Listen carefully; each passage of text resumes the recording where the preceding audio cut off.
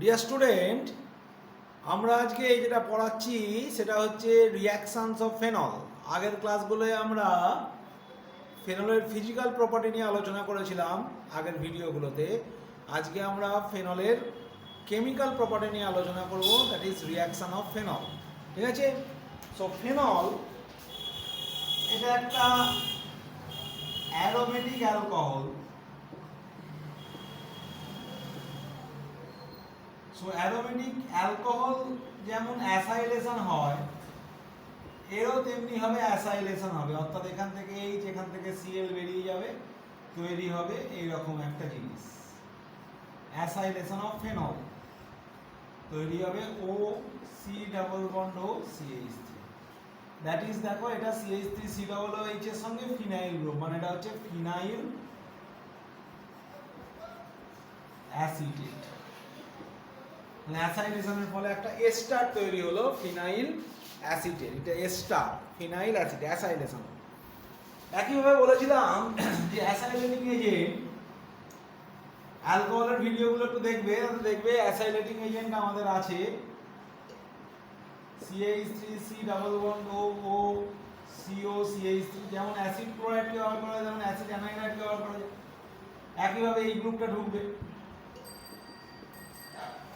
ঢুকে তৈরি করবে কি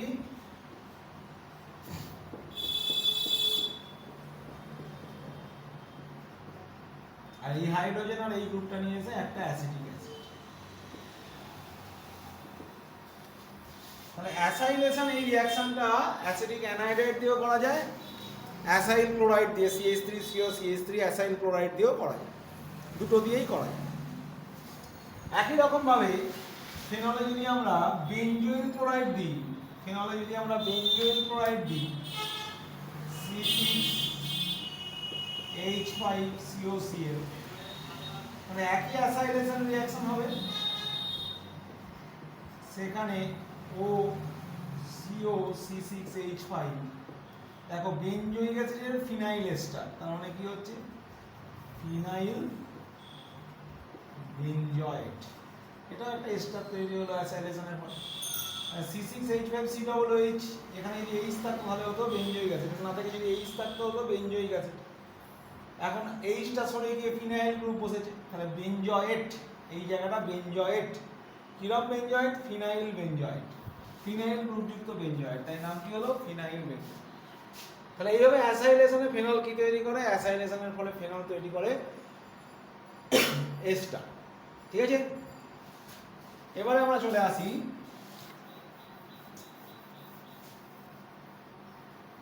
ফেনলের ক্লোরিনেশন, বেঞ্জিন রিং এ বিক্রিয়া, reaction in ring, ফেনলের chlorination.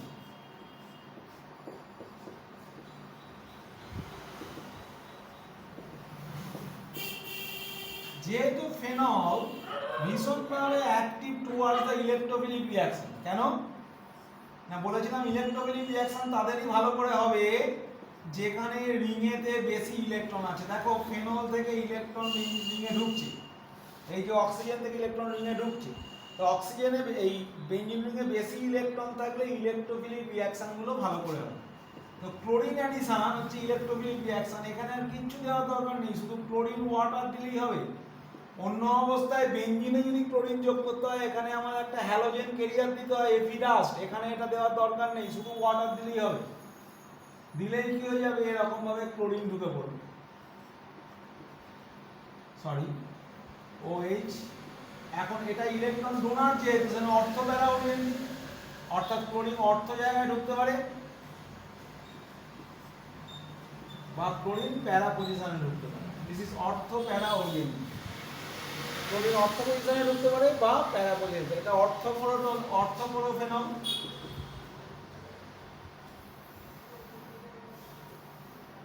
This is orthochlorophenol, this is প্যারাক্লোরোফেনল।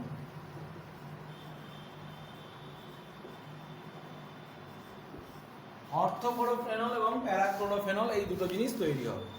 আর যদি এক্সেস ক্লোরিন দেওয়া থাকে, ক্লোরিন এক্সেস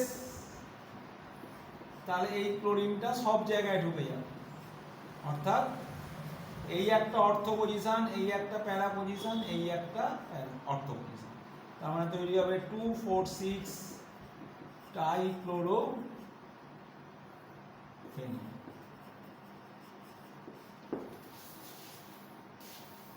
সবগুলো জায়গায় এটা ঢুকে যাবে।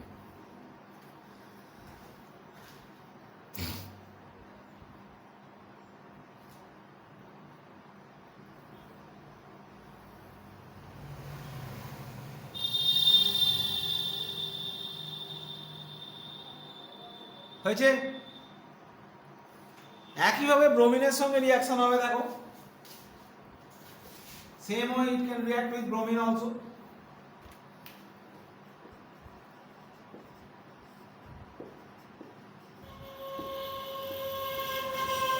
এখন ক্লোরিনেশন না হয়, এটা হবে ব্রোমিনেশন।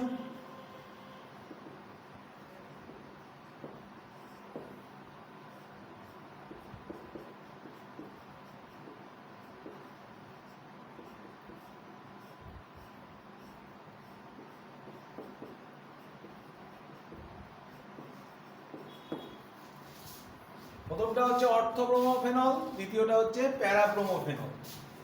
এটা হচ্ছে অর্থব্রোমোফেনল, এটা হচ্ছে প্যারাব্রোমোফেনল। আর এখানে যদি আমি ব্রোমিন এক্সেস দিই, তাহলে একইভাবে 2,4,6 ট্রাইব্রোমো,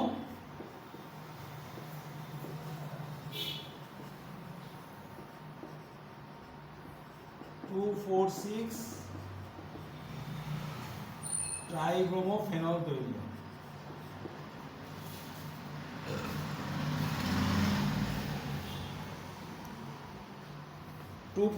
ট্রাইব্রোমোফেনল তৈরি হবে। যে 2,4,6 ট্রাইব্রোমোফেনলের কালারটা হচ্ছে হলুদ, ইয়েলো প্রেসিপিটেট করবে, ইয়েলো প্রেসিপিটেট।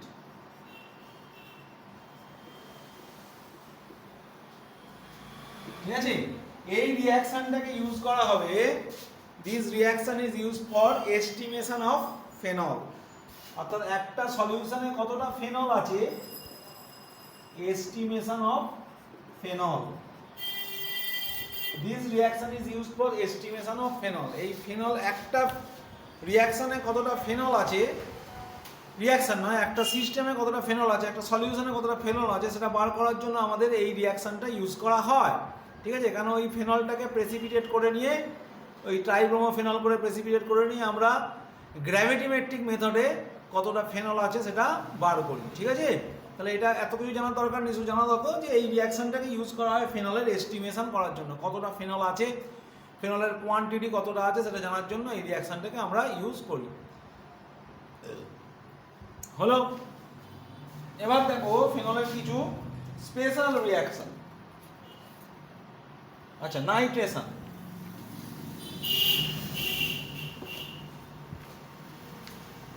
আচ্ছা, আর একটা জিনিস বলে নিই, যে ফেনল যেহেতু খুব অ্যাক্টিভ, তাহলে ফেনল একটু বেশি ব্রোমিন দিলেই এরকম জিনিস তৈরি হয়ে যাবে। ঠিক আছে? অর্থাৎ 3টে ব্রোমিন ঢুকে যাবে। মোনোব্রোমিনেশন করা খুব কঠিন, এই একটা ব্রোমিন ঢোকানো খুব কঠিন। সেই জন্য যদি ফেনলে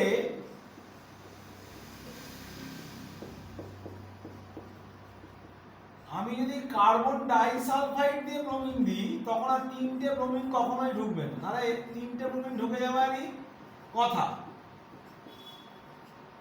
3টে ব্রোমিন এন্ট্রি করারই কথা। কিন্তু যদি আমি কার্বন ডাইসালফাইড দিয়ে ব্রোমিন দিই, তাহলে 3টে ব্রোমিন ঢুকবে না, তখন মোনোব্রোমিনেশন হবে, অর্থাৎ অর্থব্রোমোফেনল এবং প্যারাব্রোমোফেনল তৈরি করবে। কিন্তু যদি তুমি জলীয় মাধ্যমে ব্রোমিন দাও, তাহলে মোনোব্রোমিনেশনের জায়গায় কিন্তু 3টে ব্রোমিন ঢুকে যাওয়ার সম্ভাবনা আছে, মোনোব্রোমিনেশন হওয়ার সম্ভাবনা কম। কেন? ফেনল অনেক বেশি active towards the electrophilic reaction. কেন অ্যাক্টিভ? না, ফেনল ইলেকট্রন দিচ্ছে, দিয়ে বেনজিন রিংকে অ্যাক্টিভেট করছে। ঠিক আছে? সুতরাং ফেনল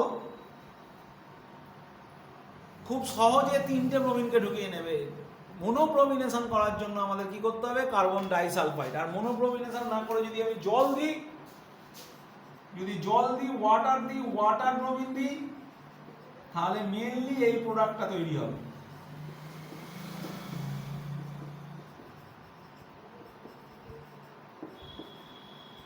তাহলে এটা হচ্ছে মনোব্রোমিনেশন।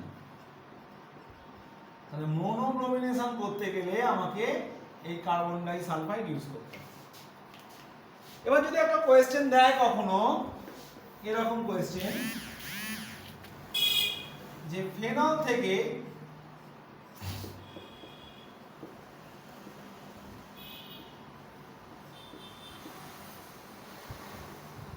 তৈরি করো অর্থোব্রোমোফেনল। আচ্ছা, প্যারাব্রোমোটা তৈরি করলে হবে না, তুমি যদি কার্বন ডাই সালফাইড আর ব্রোমিন দিলে অর্থোব্রোমোর সঙ্গে সঙ্গে প্যারাব্রোমো তৈরি হবে। আমাকে প্যারাব্রোমো তৈরি করতে বলেনি, আমাকে তৈরি করতে বলেছে অর্থোব্রোমো। অর্থকে ও দিয়ে লেখা হয় অর্থোব্রোমোফেনল, এটা আমাকে তৈরি করতে বলেছে। ঠিক আছে, তাহলে আমাকে কি করতে হবে? তাহলে ফেনলের প্রথমে অ্যাক্টিভিটিটাকে কমাতে হবে। কি করে কমাবো? প্রথমে আমরা অ্যাসাইলেশন করি। অ্যাসাইলেশন করার সঙ্গে সঙ্গে ওটা OCO CH3 তৈরি করবে। দেখো এই OCO CH3 এটা ভেঙে লিখলে দেখা যাচ্ছে, দেখো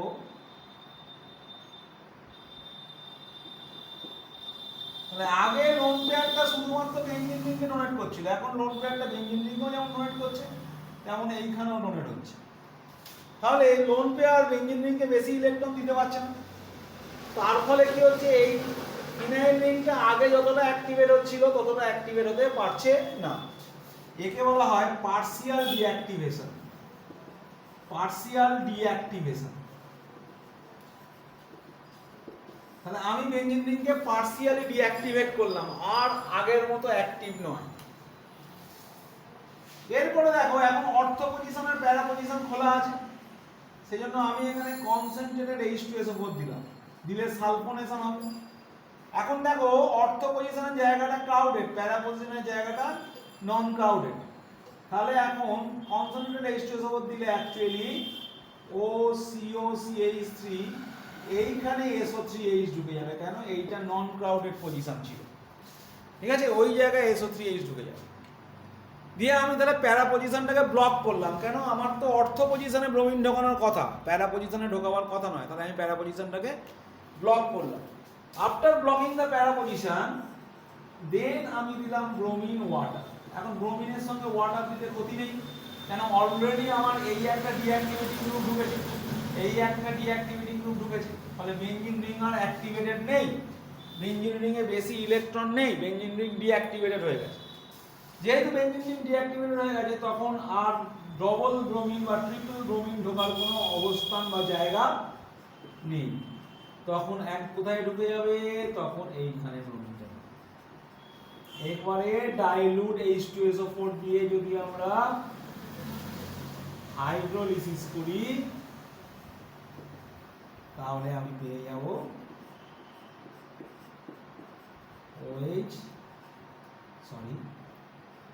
ব্রোমিন, এই SO3Hটা পেয়ে যাব। তাহলে এই একটা পদ্ধতি, যে পদ্ধতিতে আমরা কি করতে পারবো না অর্থব্রোমো ফিনল বানাতে পারবো।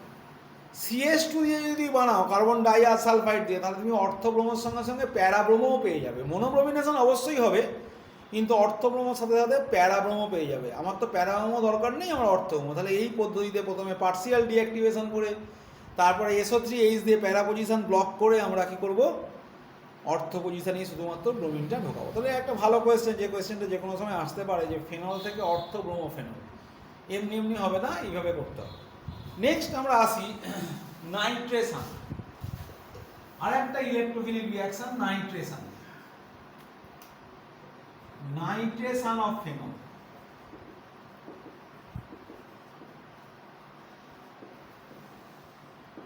কিভাবে নাইট্রেশন হবে? এমনি আমরা জানি বেঞ্জিনের নাইট্রেশন করতে গেলে মিক্সড অ্যাসিড দিতে হয়, কিন্তু এখানে যেহেতু ফিনাইল রিংটা ভীষণভাবে অ্যাক্টিভেটেড, ইলেকট্রোফিলিক রিঅ্যাকশন, অ্যাক্টিভেশন মানে কি, যে সিস্টেমে বেঞ্জিন রিংয়ে বেশি করে ইলেকট্রন থাকে অর্থাৎ ইলেকট্রন দেয় সেগুলো হচ্ছে অ্যাক্টিভেটেড, আর ইলেকট্রন যদি তুলে নেয় তাহলে ডিঅ্যাক্টিভেটেড। যেহেতু এটা অ্যাক্টিভেটেড তাই এখানে শুধুমাত্র নাইট্রিক অ্যাসিড ডাইলুট দিলেই নাইট্রেশন হবে। কি হবে নাইট্রেশন হলে? এখানে OH, এখানে NO2 প্লাস OH, তার মানে অর্থো নাইট্রোফেনল, এটার নাম হচ্ছে অর্থো নাইট্রোফেনল।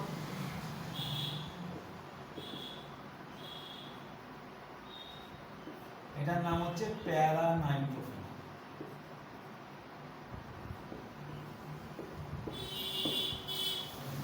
অর্থো নাইট্রোফেনল এবং প্যারা নাইট্রোফেনল তৈরি করবে। ওটা অর্থো নাইট্রোফেনল, নিচেরটা হচ্ছে প্যারা নাইট্রোফেনল। তাহলে এখানে ডাইলুট HNO3 দিলেই কাজটা আমার মিটে যায়। ওকে,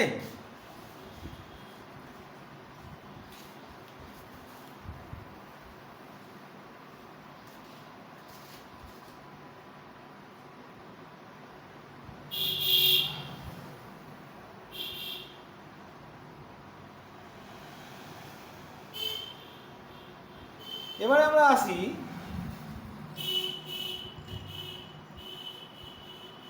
ফেনলকে প্রথমে নাইট্রেশনের আরেকটা পদ্ধতি দেখো। ফেনলকে প্রথমে, যেহেতু ফেনল খুব অ্যাক্টিভ সিস্টেম, তাই ডাইরেক্ট নাইট্রিক অ্যাসিড গাঢ় দিয়ে দিলে ফেনলটা জারিত হয়ে যেত। সেজন্য ফেনলকে প্রথমে গাঢ় H2SO4 দিয়ে ডিঅ্যাক্টিভেট করবো ফার্স্ট। OH মেইনলি এখানে SO3H ঢুকবে, কারণ বড় গ্রুপ প্যারা পজিশনে ঢুকতে চাইবে।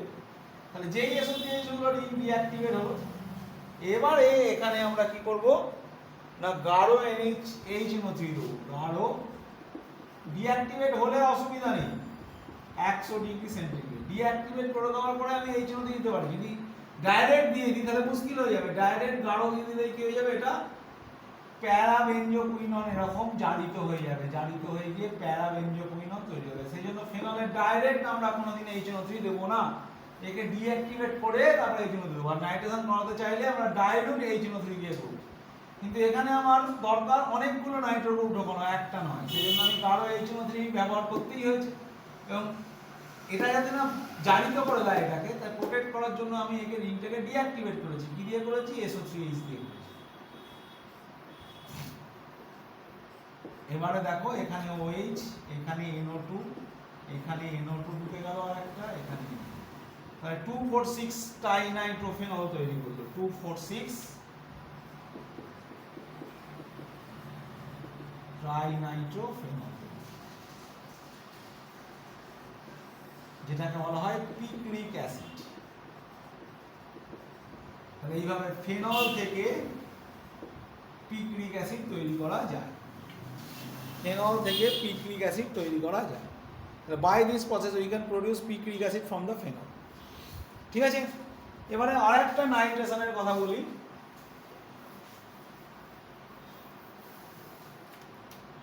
ফেনলে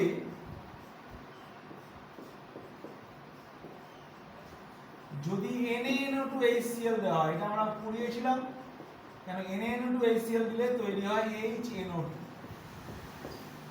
এই যে ভদ্রলোক HNO2, ঠিক আছে, এ তৈরি করে NO+, এখান থেকে তৈরি হয় NO+, নাইট্রোসিয়াম, এটাই হচ্ছে ইলেকট্রোফাইল। এই NO+টাই হচ্ছে ইলেকট্রোফাইল। এই ইলেকট্রোফাইলটা মেইনলি প্যারা পজিশনে আসে। মনে রাখবে, যখন ফেনল ফেনল হিসাবে রিঅ্যাক্ট করে, ফেনল যখন ফেনল হিসাবে রিঅ্যাক্ট করে, OH হিসাবে রিঅ্যাক্ট করে, তখন মেইনলি প্যারা প্রোডাক্ট ইজ মেড। আবার বলছি, ফেনল যখন ফেনল হিসাবে রিঅ্যাক্ট করে তখন প্যারা প্রোডাক্ট ইজ মেড। কিন্তু ফেনল যদি O- হিসাবে রিঅ্যাক্ট করে তাহলে অর্থো প্রোডাক্ট ইজ মেড। কারণটা আমি বলে দিচ্ছি, ফেনল যখন ফেনল হিসেবে রিঅ্যাক্ট করছে তখন এই O গ্রুপের একটা দারুণ ইন্ডাকটিভ এফেক্ট আছে। সুতরাং এখানে ইলেকট্রন কম, এখানে ইলেকট্রন একটু বেশি। ঠিক আছে, কারণ O গ্রুপের একটা -I এফেক্ট এখানে কাজ করছে। O গ্রুপের একটা -I এফেক্ট, O গ্রুপের একটা -I এফেক্ট এখানে কাজ করছে। কি এফেক্ট? -I effect.